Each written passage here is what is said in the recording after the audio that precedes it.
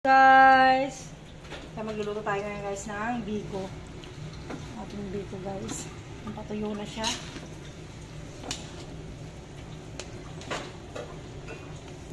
Magluto na rin tayo guys ng pansit.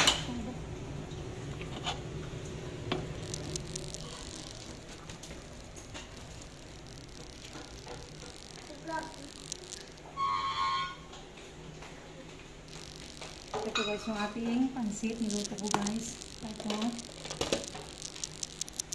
Ayan guys. Ayan, punta naman tayo ngayon guys sa aking nilulutong biko guys. So ayan, malapit na siyang maluto guys. Pinapatuyo-tuyo ko na lang ng konti. Ayan. Ayan. Dapat din siya masunog guys. Minix ko na yung gata saka ano guys, saka yung asukal.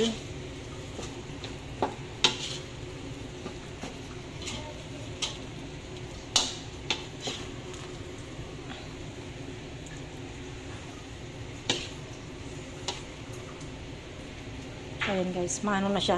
Medyo kapit na sa ano guys, sa sandok guys.